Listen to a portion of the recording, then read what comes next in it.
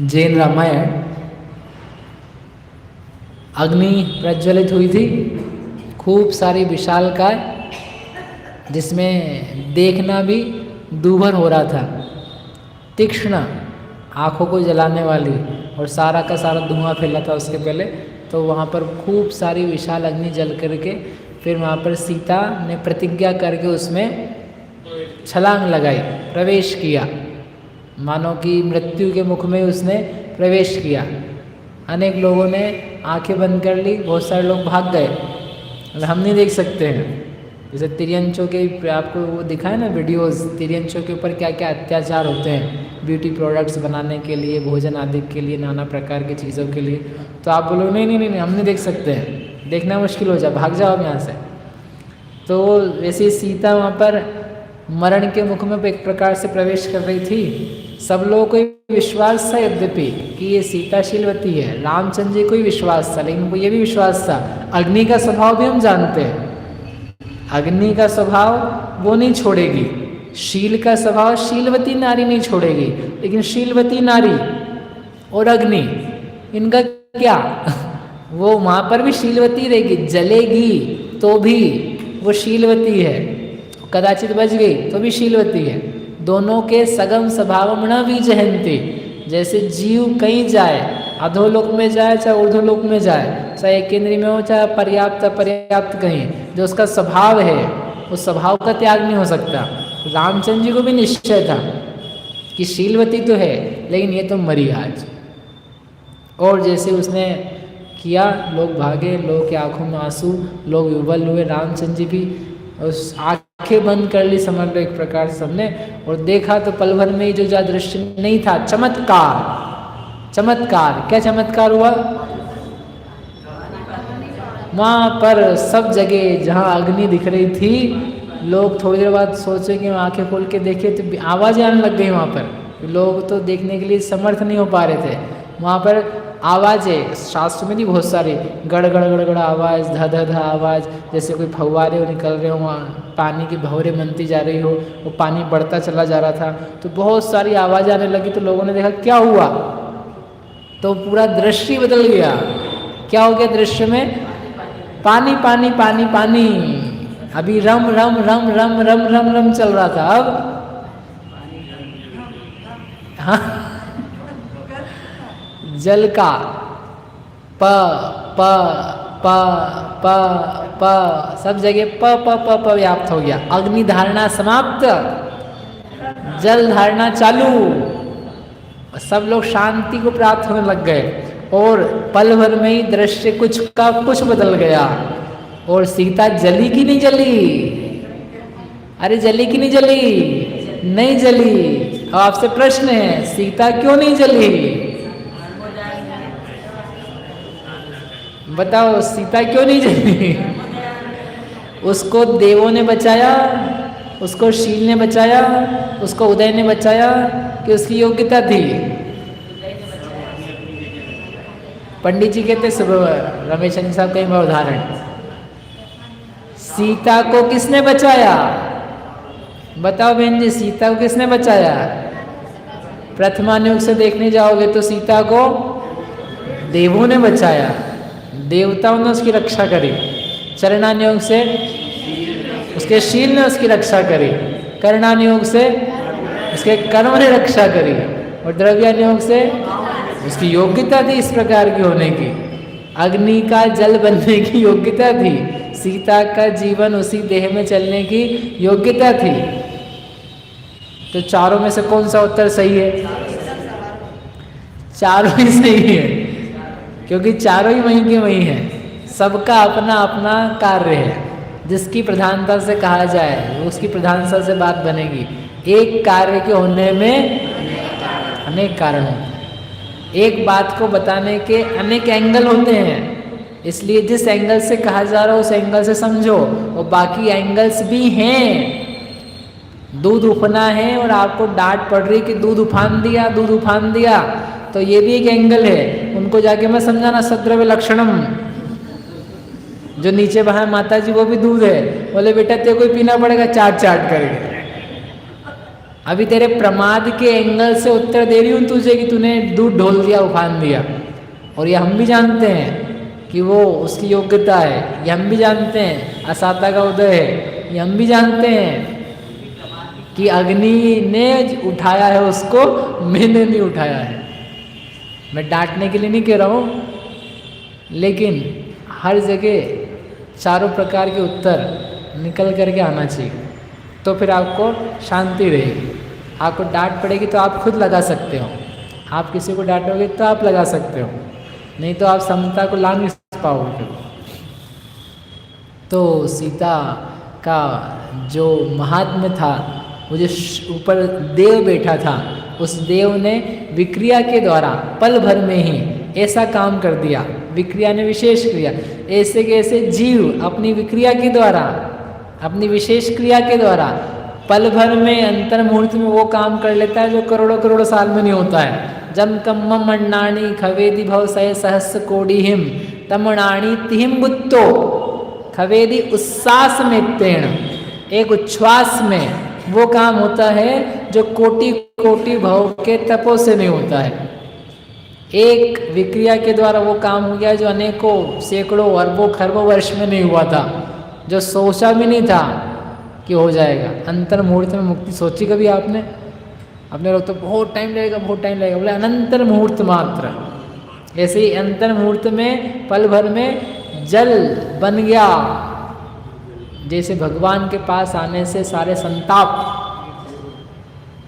पल भर में बढ़ जाते। आप वहाँ गेट पे खड़े हो और आपको खूब गुस्सा आ रहा हो, फिर आप घर मंदिर में प्रवेश करके भगवान के सामने खड़े रहो, क्या करोगे? वहाँ भी गुस्सा तो होता है भगवान, क्या करूँ मैं, लाओ गंधोदक लाओ, अभी भी ठंडक नहीं है।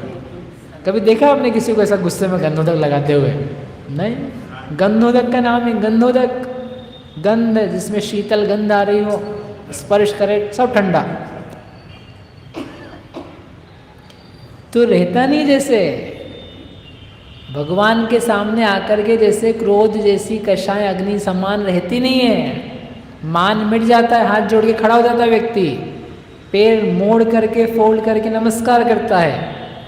वैसे ही वो सारी की सारी अग्नि जादू से, विक्रिया से पल भर में समाप्त हो गई। सब लोग सब ओर से जय जयकार लगा रहे सीता की। अब जय जयकार तो लगा रहे, साथ में क्या होता जा रहा है?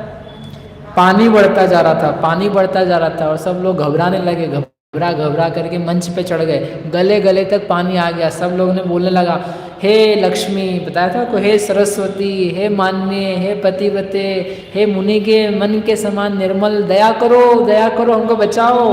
हमने क्या किया है? वो सीता सोचे हमने क्या किया, हमने तो ना जल मंगाया है, ना ये नदी मंगाई, ना बाढ़ मंगाई। सब लोग भंवर भंवर में गुलांटी जैसे खाने लगे। वो जैसे ही थोड़ा थोड़ा और जल बढ़ करके रामचंद्र जी के चरण के पास पहुँचा तो वो शांत हो गया। जैसे जिन्हें भगवान के चरण का स्पर्श करो तो सारे संताप नाश हो जाते हैं, वैसे उनका चरण का स्पर्श हुआ। वो कहीं ऊंचे मंच पे थे तो वो शांत हो गया। और वहाँ पर फिर एक सुंदर विशाल कमल बीचों बीच में, जिसकी प्रभा स्वर्ण से भी तपे हुए, अग्नि से तपे हुए स्वर्ण से भी दैदीप्यमान हो रही थी, ऐसे कमल वहाँ पर खिला।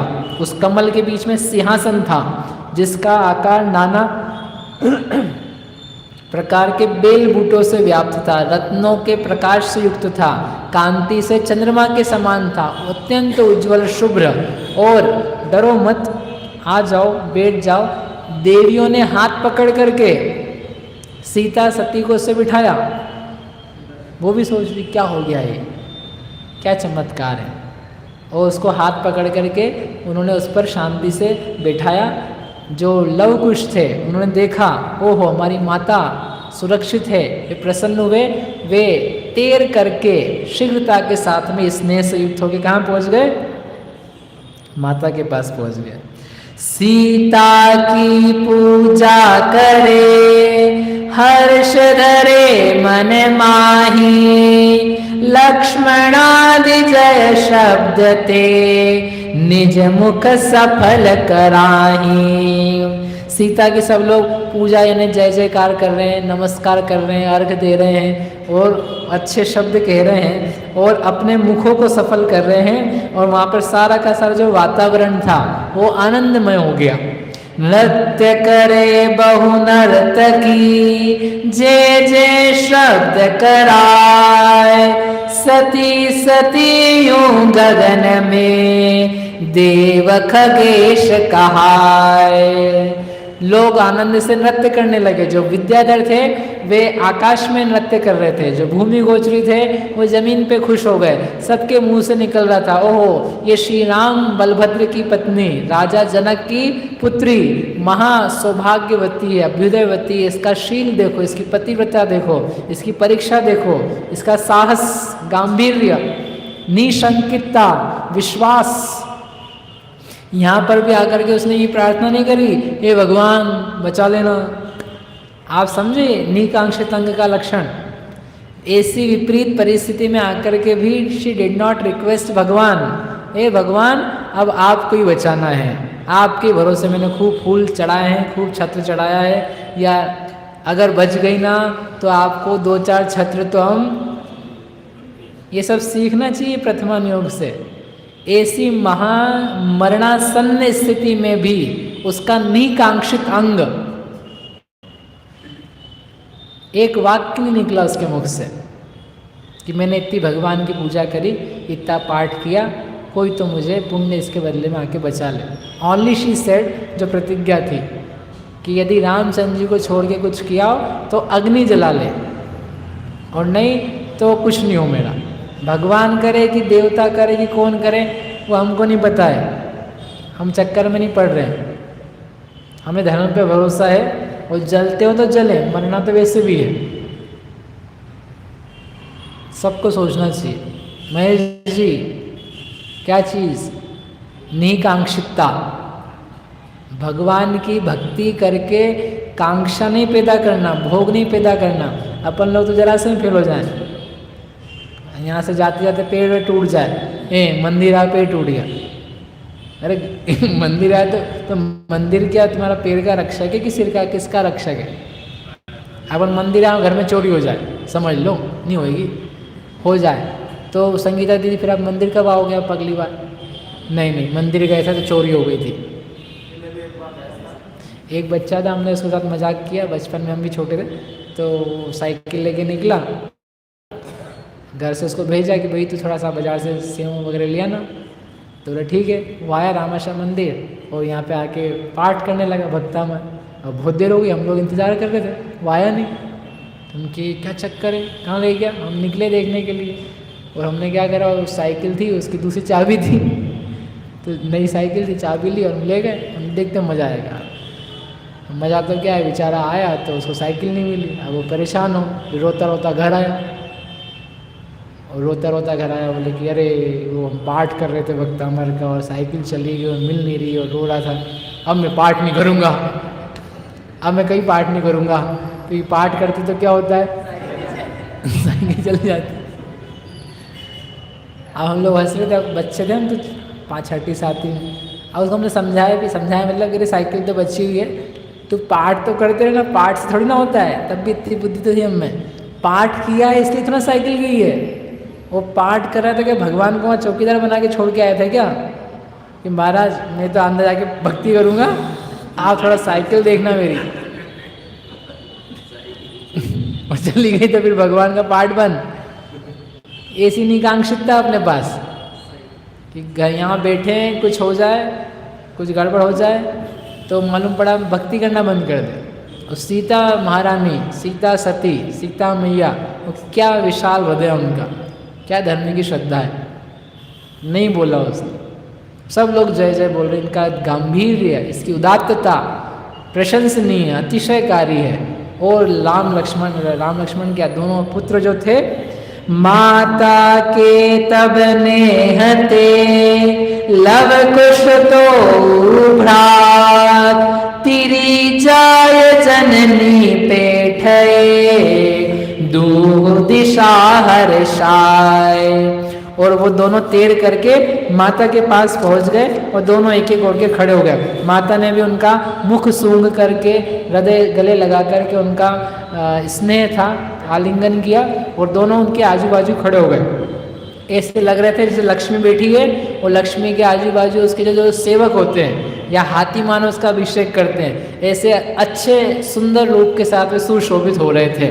ऐसा सब देख करके फिर वो जो रामचंद्र जी थे, रामचंद्र जी ने फिर कुछ कहा। किससे कहा? सीता से कहा, जो सीता के बहुत भारी अनुराग से प्रेम से युक्त थे। कि सीता से प्रेम तो उनको पहले से ही था, भले उन्होंने उनको जंगल पहुंचा दिया हो, भले अग्नि में प्रवेश करने के लिए कह दिया हो, लेकिन सीता ही सर्वश्रेष्ठ है, सीता के बिना रह नहीं सकता हूँ। जैसे सम्यक दृष्टि, भले भोगों में चित्त लगाए, भले खाने पीने में मन लगा ले, लेकिन उसका निर्णय तो भीतर में ही बसा है कि भोगों से सुख तो हो ही नहीं सकता है, घर में आनंद हो सकता नहीं है। फिर भी अपनी कमजोरी से वो ऐसा करता रहता है। ऐसे सीता के ऊपर रामचंद्र जी ने उपसर्ग तो खूब किए, फिर भी उनका निर्णय तो भीतर का क्या था कि सीता ही सुख को देने वाली है, सीता की जैसी और कोई स्त्री नहीं है। वो गए उसके पास में और जा करके अनुराग से युक्त होकर के रामचंद्र जी बोले। क्या बोले? आज बोलेंगे कल बोलेंगे। रामचंद्र पुनि खग जुत होय, गए जानकी ढिंग सुध होय। उठो देव घरिया बे क्षमी दीजे मम दूषण सबे। रामचंद्र जी सारे खगों के साथ यानी विद्याधरों के साथ में जाकर के हाथ जोड़ करके उनसे बोले कि हे देवी प्रसन्न हो, तुम कल्याणवती हो, तुम उत्तम मनुष्य के द्वारा पूजित हो, तुम्हारा मुख शरद ऋतु की चंद्रमा के समान खिला हुआ है, तुम अत्यंत अद्भुत महान गंभीर चेष्टा की करने वाली हो, चलो मेरे साथ चलो। सकल सत्या में तू सिरदार, प्रगट भई सकल संसार। अष्ट सहस्र नारी गण माही, तू है मुख्य महासुखदाही। तूने सतियों की शोभा को प्राप्त किया है। सारे संसार की जो सतियां हैं उनमें तुम अग्रणी हो, तुम्हारी जैसी अन्य कोई स्त्री नहीं है। तुम 8000 स्त्रियों के सिर पर विराजती हो। कौन सी 8000? रामचंद्र जी की पत्नियां, उन सारी 8000 स्त्रियों की तुम परमेश्वरी हो, उनके मस्तक पर विराजती हो। उनको आज्ञा दो, मुझे भी आज्ञा दो और मेरे साथ चलो। तुम जहाँ जहाँ बोलोगी हम वहाँ वहाँ जाएंगे। मेरू के पर्वतों पर जाकर के चैत्यालयों की वंदना करेंगे, नंदन ग्रहों में वनों में जाकर के क्रीड़ा करेंगे, और भी पृथ्वी पर जो जो उत्तम स्थान हैं, पांचों इंद्रियों के भोग हैं, मन को प्रसन्न करने वाले मानसिक सुख हैं, वो सब तुम मेरे साथ भोगो, तुम प्रसन्न हो। मैंने तुम्हारे विषय में बहुत सारा व्यर्थ का कार्य किया, मेरे सारे अपराध क्षमा कर दो। तुम अब बस कहाँ चलो? घर चलो। ऐसे रामचंद्र जी ने कहा। लोकापवाद के मेरे द्वारा दिया गया तुमने दुख प्राप्त किया है, तुमको वन अटवी से सहित मैंने कर दिया। मेरे सारे अपराध जो थे वो सब आप क्षमा करोगे तो ही मेरा मन अब शांत होगा। तुम इस पुष्पक विमान पर आरूढ़ हो जाओ, जो लक्ष्मण वहाँ से लेके आए थे ना लंका से। इस पुष्पक विमान पर आरूढ़ हो जाओ और तुम्हें जो स्थान में चलना हो, जो जो चित्त को हरण करने वाले स्थान हैं, उन सब पे मैं तुम्हारे साथ चलूँगा, वहाँ यथेच्छ क्रीड़ा करेंगे। हे प्रशंसनीय, मैं दोष रूपी सागर में निमग्न हो रहा हूँ, मैं दोषों में डूबा जा रहा हूँ। मेरा मन बहुत व्यथित हो रहा है कि मैंने तुमको दुख दिया है। रामचंद्र जी क्या सोच रहे हैं? मैंने दुख दिया है, मैंने इसको परेशान किया है, मैं इसके दुख का देने वाला हूँ। अब तुम्हारे समीप आया हूँ, तुम क्रोध का परित्याग करो, प्रसन्न हो और मेरे साथ चलो। रामचंद्र जी सही सोच रहे कि नहीं सोच रहे हैं? रामचंद्र जी ने दुख दिया है कि नहीं दिया है? अब बोला, आप तो बोले थे कि रामचंद्र जी ने ऐसा क्यों किया है? रामचंद्र जी ने सीता को दुख दिया कि नहीं दिया? तो फिर किसने दिया? कम्मोदेन जीवा दुखित सुविधा हवंती जदि सव्वे कम्मम चरण देसी तुमम दुखित सुविधा कह कयाते। कैसे किया तुमने? रामचंद्र जी लेकिन कह रहे हैं, क्या कह रहे हैं? ओहो, मैं दोष में डूबा जा रहा हूं, मैंने दुख दिया है, इसलिए चलो प्रिय। अब क्या होता है जब व्यक्ति गिल्टी होती है ना, चलो मैं तुमको जो जो चाहिए वो सब देता हूँ, एवरीथिंग। सीता सुन करके खुश होती है कि दुखी होती है कि समता में आती है। क्या कहती है, क्या बोलती है, क्या होता है, वो सब अपन कल देखेंगे।